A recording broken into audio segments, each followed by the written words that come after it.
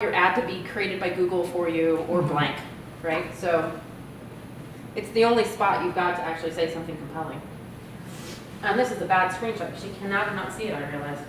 So I was taking a look at, is nuclear energy clean, which is your target, and it has volume because I checked in the keyword tool. And you're down here and it's a PDF with a gobbledygook created description.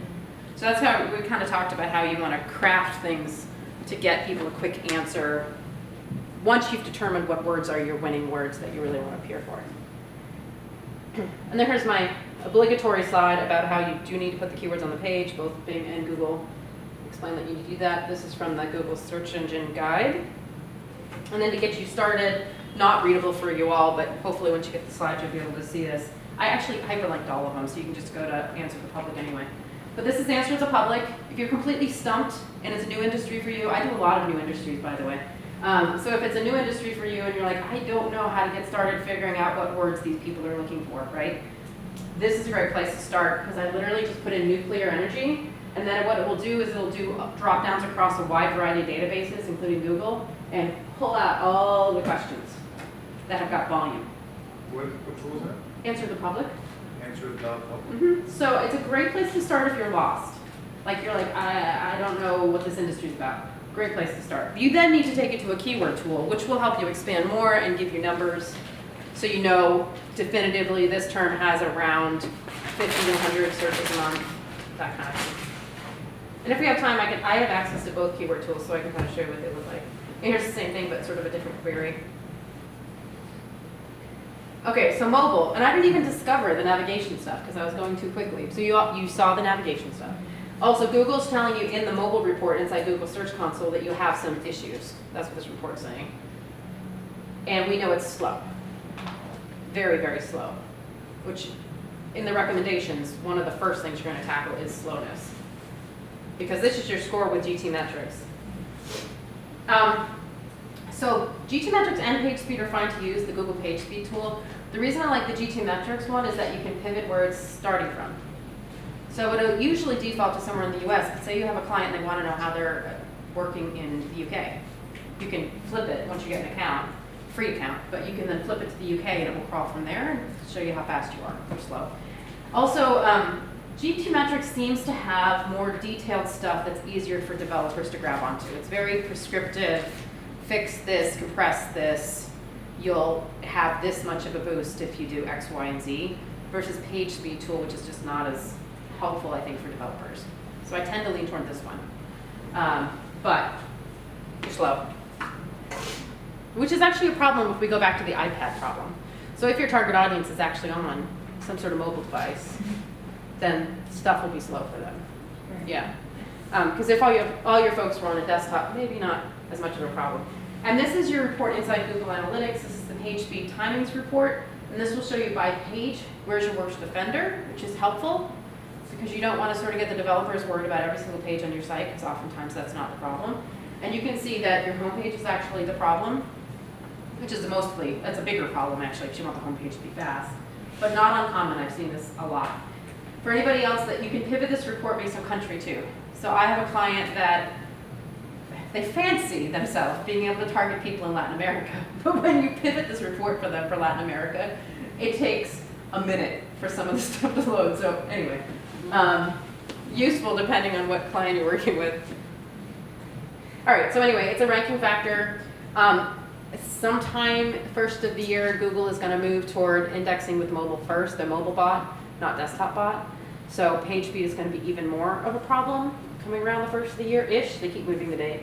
But page speed is a really, really big deal. And it has been for a long time.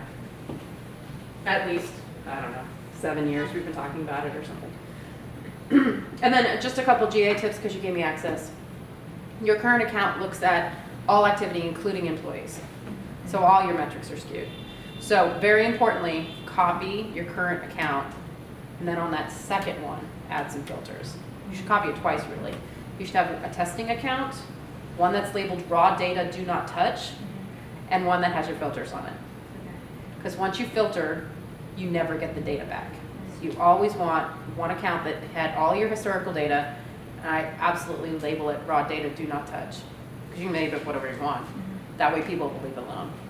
In case you ever mess up your filters, that way you can go back and have some data. And then we talked about how you don't have goals, a little bit challenging because you're using Salsa, but at the very least you can measure the click off to the Salsa interface as something. Okay, so then the priority fixes, and I'll show you a bunch of tools. I'm going fast because she's going to leave me. I don't want her to be here for all the feedback. 1, page speed. 2, get yourself clean data because I just think it's relatively easy and it's good to have clean data. And then the tougher thing is keyword research. So you've never done it before. It's going to take a bit of time for you to think about it. It's going to really mean that you need to purchase the tool for at least a month, so that you have something to do some keyword research with. And then you have to start improving your content strategically. So not all of it, but like, okay, your CEO has decided, oh my God, I need to appear for Is Nuclear Energy Clean? Okay, let's work on that. Ideally, you should reclaim some lost links and build some more quality ones, and then I think it might make sense to deal with that low quality issue. But for you, because I know you're not really ranking for any of the terms that kind of make sense, I would actually work on creating some quality stuff and maybe jigger your sitemap where you only give Google your quality pages and worry about removing your low quality ones perhaps later. Because I know that in general it impacts your traffic, but it doesn't like put a big black X across your entire website. You can still have certain pages ranked even though you've got some low quality stuff over here. I wouldn't stick it in your sitemap file though. Because your sitemap file is really, this Google, here's my quality stuff, please look at my quality stuff. So just make sure that that's what's in it. And then there's my plug for my course. And then I'm about to launch an SEO bootcamp course, actually this month I think. So if you're interested in learning SEO from me, I've been able to launch at this point 16 to 20 different careers. I love teaching people this stuff. I'm very passionate about it. But if you're interested in learning more about SEO or how to do keyword research or how to write copy for online or how to do a technical audit, that's what I'm going to be launching. And then I have a tools list on my website. So let me show you. Do you want to see the keyword tools while we're sitting here? Yeah. So I don't know if everybody's got access to all these things. And I promise I'd show up tools. Are some of them free? Nope. Sorry. And the free ones are few and far between. Like the AdWords tool is not legit for doing SEO work anymore. I don't know about cheap ones that would, I'm looking at you like you might be using a few that would be okay. Moz has a couple free. They give you a taste. They do give you a taste, but the decent ones you have to sign up for. Yeah. There's like 7-day trials, that kind of thing. Yeah. And if you want to use Ahrefs, is it Ahrefs? SEMrush, which I don't have an account for now because I decided I liked, I don't want to do that. I decided that I liked Ahrefs better. But if you're not listening to the podcast Experts on the Wire from Dan Schur with Evolving SEO, mind you, I listened to it. It might make brain hurt a little bit because it's kind of advanced SEO. But anyway, he's got a 3-month free trial that you can do with SEMrush if you get the code off his site. You can do some free keyword research on Word Tracker. They do have a limited tool on the homepage. So. Yeah, I was trying to come up with a free one for some of the NCI like subgroups because they wanted something that was free and cheap. And so Bing's got a keyword tool that's free, but every time I tried to use it, it was crashing on me, so I couldn't get the thing to stay up.